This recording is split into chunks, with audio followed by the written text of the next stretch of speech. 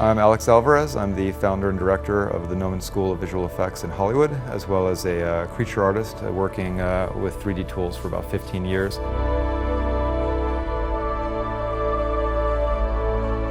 My name is Neville Page, and I'm a character designer in the film industry.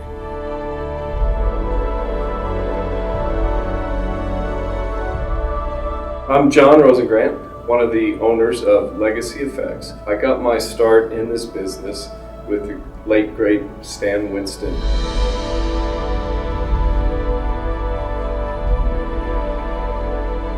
I'm Scott Patton. I'm the lead character designer here at Legacy Effects.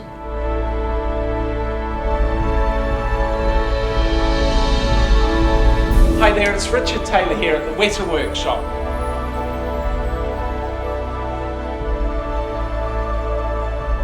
Hello, I'm Aaron Sims. I'm the owner of the Aaron Sims Company.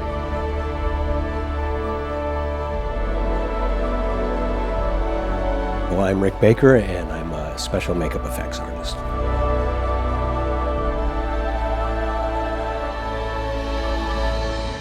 The first time I started playing with ZBrush, it became immediately clear to me that all of a sudden, with this new tool, 3D became fun again.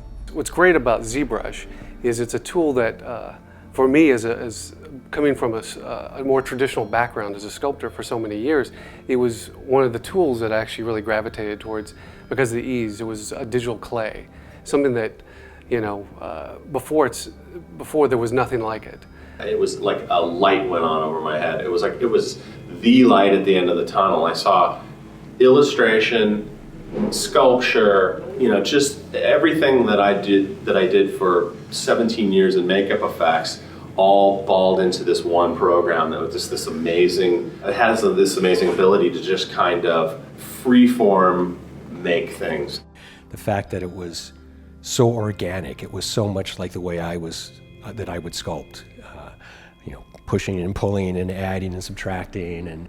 And all of a sudden the ability to just have a lump of clay and forget about all these technical things and just have fun. Just be able to sit and sculpt, but faster than I could sculpt traditionally. Historically, when you design a character, oftentimes as a maquette that you would sculpt, and to fully explain it in the round, it would need to be in color, it would need to be done with specific materials, et cetera, et cetera. If we had this tool back on Jurassic Park, we could have sculpted that T-Rex. Instead of, we have a big 5th scale T-Rex, which was a beautiful sculpt. But God forbid if Steven Spielberg had come in and said, you know what, I think I want those legs a little shorter. Well, then you're sawing that sculpture in half, and you're repositioning all that, and you're tearing off all this work in clay that you've done. Can we make the maquette a little bit taller, a little bit shorter, a little wider? Can you change the texture from wrinkly to fish scales, something like that?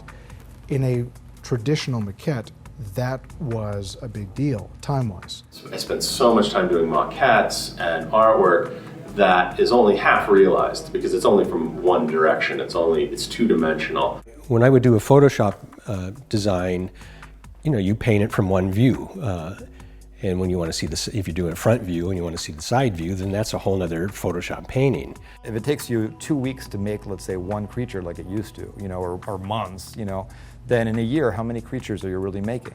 How much are you learning from the last one? With ZBrush, I thought, well, that's great. If I actually make a 3D model that I can rotate around, I do the work once, and then I can just look at it from any view.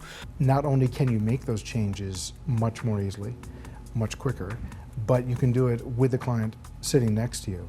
All right, you want to see that? So then, whoop, here's another version of it. Shorten legs, shorten tail, whatever, and then, oh, you know what? I actually don't like that. So, okay, no harm, no foul. Then we go back to what we had. And that allows the producer-director to actually truly collaborate with you and be able to explain exactly the idea and have it happen in front of them. So it increases the options for the director. The flexibility with it, with working with a client, is something that has never been, achieved before, where a client can sit behind you and you can actually manipulate this concept in a way that just blows them away, and also it just allows for the director to basically see his vision being created right before his eyes. And that's extremely powerful for me as an artist and for the team effort in a production.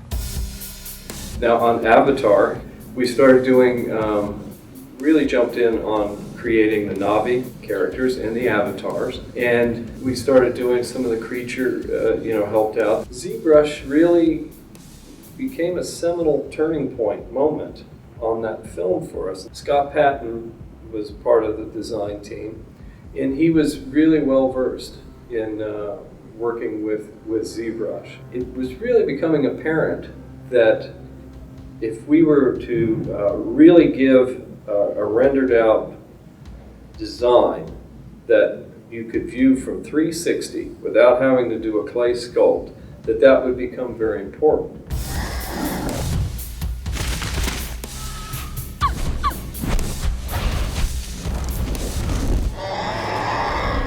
One of the greatest things about ZBrush with Avatar in particular was that we could, in the round, dynamically explore the graphics, and not just in the round, but also symmetrically, which is a huge part of making animal textures look viable. And at some point, you got to make it a little bit more asymmetric so it feels natural. But the ability to do it live all the way around a creature, and it reconciles not necessarily itself, but you're doing it fully, top, side, bottom, all the orthographic views are coming together at the same time.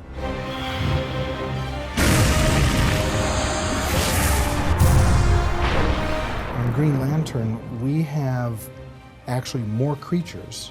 I'd say twice as many creatures as we did in Avatar, and about a third the amount of time, maybe less than that, to develop them. I embraced using ZBrush as the sketch tool, and myself and Tully Summers were able to knock out so many 3D sketches that all looked, they were all to a level that were critiquable. The director could see them rotating, and we could show him different materials even, quick passes of color, and he was able to make very accurate evaluations and decide very quickly which characters to go with.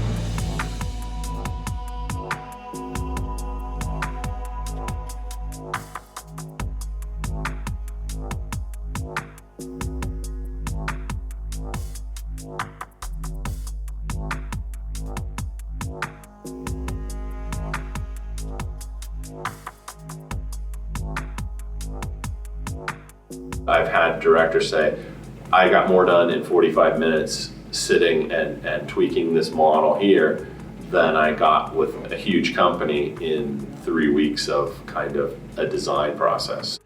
In ZBrush, you can just do it, and you can change the lighting and change the colors and render it out and have it look really great. And when ZBrush came around, I realized this is it. This is the ticket. This is the thing that all sculptors, all traditional artists are going to embrace. And what's great is it's a tool that constantly keeps evolving and evolving with the artist. So it's something that's really empowering to artists and has made everything more accessible. We're taking a huge step forward every time we do a show. And now we've gone on to making suits, practical, creature suits, creature animatronics. We've done robots.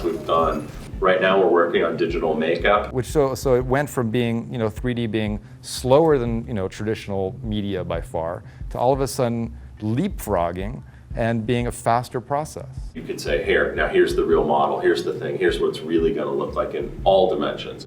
It's going to be faster for me to sketch using ZBrush than it would be to sketch on a piece of paper a view that, if you don't like it, for me to change that view, I'm going to have to go back literally to the drawing board, redraw it in a few hours. ZBrush just speeds that up, and that's the thing with the movie industry, is that it's as fast as you need it. The clients don't have patience to wait a week for a concept. You're just turning them out one after the other, and you're growing as an artist. It's really made inroads into the minds of directors. Jim Cameron loves, he'd go, well, I think we need a ZBrush sculpt for that.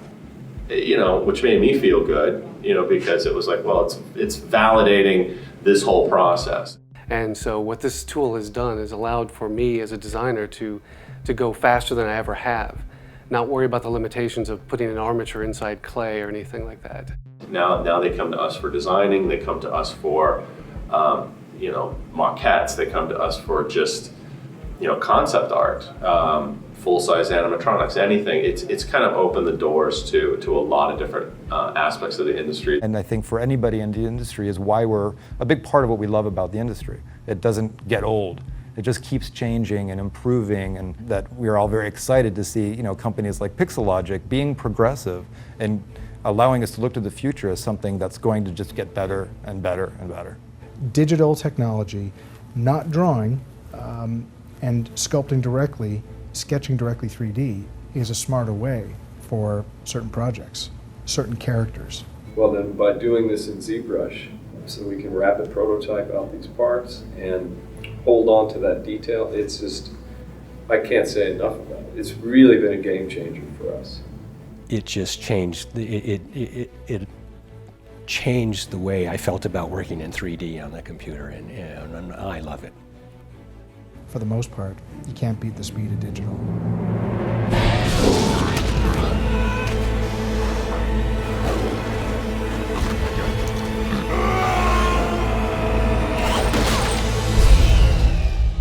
Hi there, it's Richard Taylor here at the Witter Workshop, and I just wanted to lend my voice and congratulations to you from all of us here for 10 years in the business. What an incredible product and what an incredible company.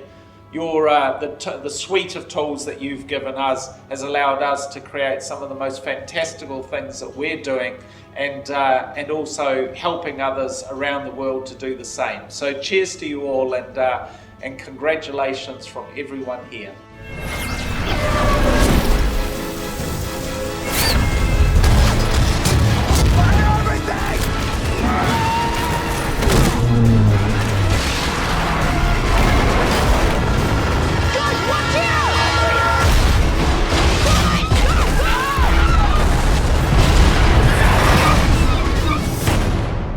Hi, I'm JJ Abrams, and I just wanted to say thank you to all the amazing programmers and artists and companies like Pixologic that create tools that allow people like you to help people like me tell stories that only existed in our dreams before. The worlds and creatures that you're able to create now because of the work that you do is just mind-blowing, and I couldn't be more grateful, and neither could moviegoers. So thank you so much.